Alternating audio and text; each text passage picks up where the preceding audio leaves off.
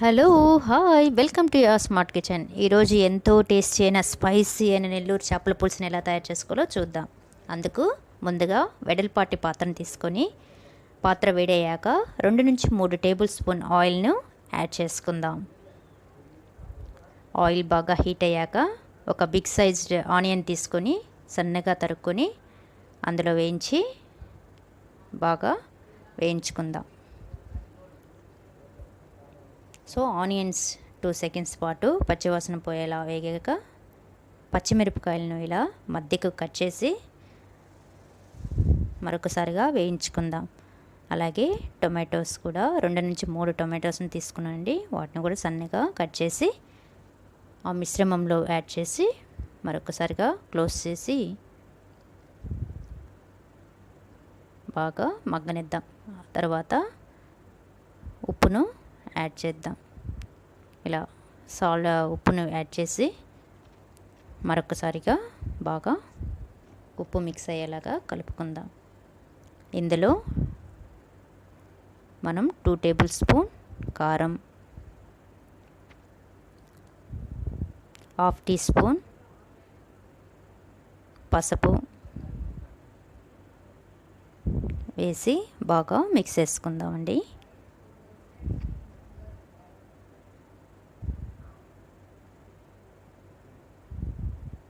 ఇలా మిక్స్ చేసిన మిశ్రమంలో ముందుగా వాష్ చేసి పెట్టుకున్న చేప ముక్కలను ఒక్కొక్కటిగా అందులో వేయించుకుందాం. ఇప్పుడు వేసుకొని మరొకసారిగా మిక్స్ చేసుకుందాం.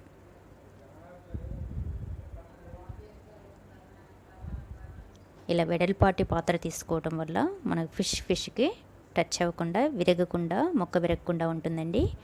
అందుకే నేను వెడల్పాటి పాత్రను మందపాటి పాత్రను ప్రిఫర్ చేస్తున్నాను.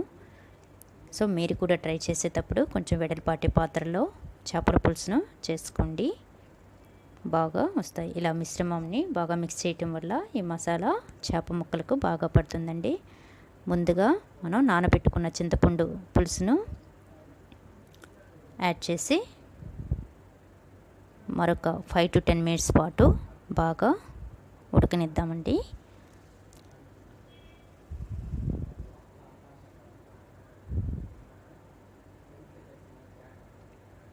ఇలా చింతపండు పులుసును మొత్తం యాడ్ చేసేసాం కదా.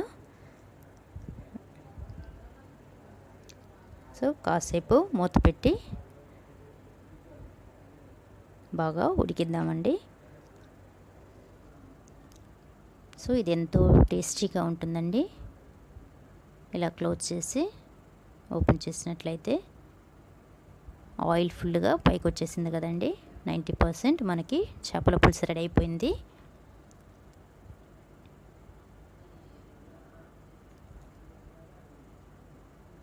సో ఇప్పుడు మనం ఈ లోపల సన్నగా తరిగి పెట్టుకున్న కొత్తిమీరను, కరివేపాకును బాగా వేసి మరొకసారిగా 5 to 10 మినిట్స్ పాటు బాగా మగ్గనిద్దాం. అప్పుడు ఈ ఫ్లేవర్ అంతా ఆ పులుసుకు బాగా కలుపుకోవచ్చండి.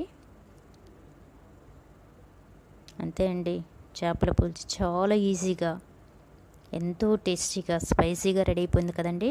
ఒకసారి మీరు కూడా ట్రై చేసి చూడండి. మీ కమెంట్స్ని కమెంట్ బాక్స్లో తెలియచేయండి. ఈ వీడియో కానీ మీకు నచ్చినట్లయితే లైక్ చేయండి. ఇది ఎంతో టేస్టీగా ఉంటుందండి, చాలా ఈజీ రెసిపీ అండి. మరిన్ని కొత్త వీడియోల కోసం ఛానల్ని సబ్స్క్రైబ్ చేయండి. ఉడికిపోయింది కదండి. తర్వాత లాస్ట్లో మనం మెంతులు బాగా వేయించి అందులో మిక్స్ చేయటమేనండి.